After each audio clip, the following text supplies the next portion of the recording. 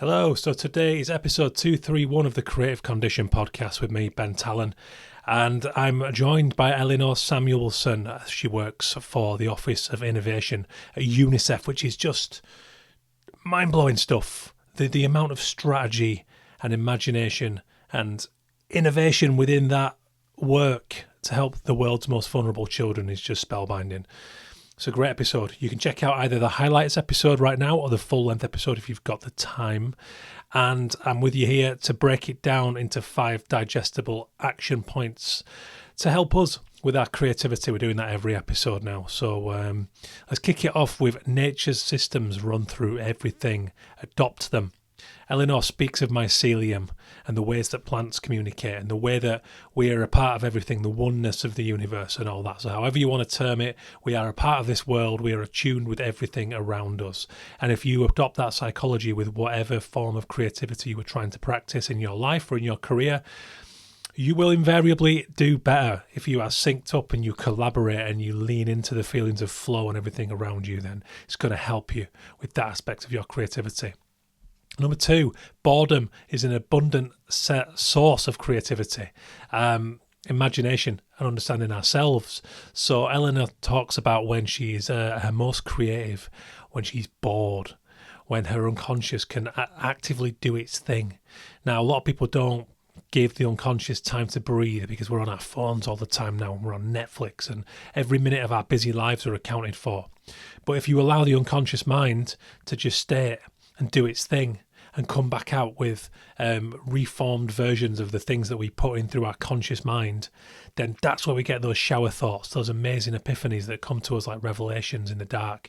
It's not always the case. It's just the way our brain works. And Elinor talks about active boredom and taking time out and allowing your brain to have space and the way that creativity will flare in those surroundings. Now, I don't know about you guys, but every time I go away on holiday, I tell myself, right, I'm not touching anything, I'm not creating, I'm taking time off work. And within about 2 days, I am uncontainable. The ideas that are leaping out of that subconscious, the way that I am energized and ready to get back at it is just amazing. That's something that Elinor touches upon in this episode.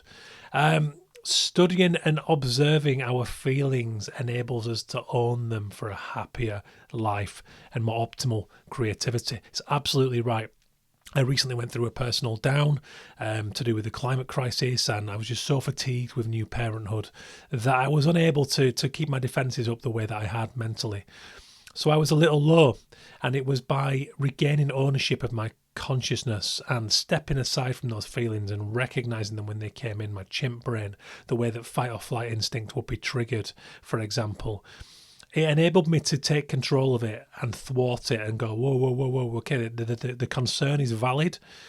The gravity of that headline is real, but I can respond in a different way. I can step back, use that feeling to empower me to do something, to respond positively and to make change. So that's something that Elinor hits upon and how it's really important, especially when you're working in a field like UNICEF, vulnerable children in war zones and, areas of natural disaster. I think it's really important to do that. So that's number 3. Enabling true creativity requires great organisation and preparation. This is a real gilt-edged example of this. So within UNICEF, they're dealing with many governments at any one time across all these different nations and cultures and customs and traditions, not to mention different geographical ranges, climate conditions, and vulnerable young minds and language barriers. And there's so many things to consider. If these guys aren't strategic and working across systems using UX and integrated systems and great teams and collaboration, then they're going to be screwed, because every now and again you get a burst of creativity or an idea from chaos, but over a period of time it is utterly unsustainable. Language can cast spells. I thought this was amazing. Maybe this is my big takeaway from this episode, but Elinor speaks of the word spelling and considering it literally, and how we are literally casting spells when we speak with our language in the vibrations we put out into the world and the universe. It's amazing. That's quite a profound thought. I'm going to leave that one with you. AI is still evil. but there are beautiful uses of it. That's my feeling this week. I've been kind of knocked down, a little bit of despair, a little bit of gloom going on here this week because of the reports of gross energy use and water usage for AI. Now, in instances like the way that UNICEF are using it to heat map schools so that they can get them connected to the internet for their learning, that's a beautiful use of AI. That's what it should be.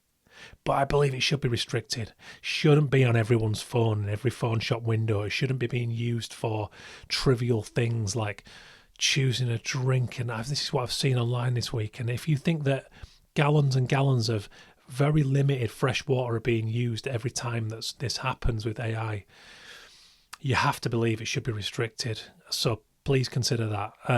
However, there are beautiful uses, and Elinor tells a great story this week's episode of one of those examples. So thanks for listening, guys. Check out episode 231 of the Creative Condition podcast now on Spotify, Apple Podcasts, Amazon Music, and all the other places you get your podcasts.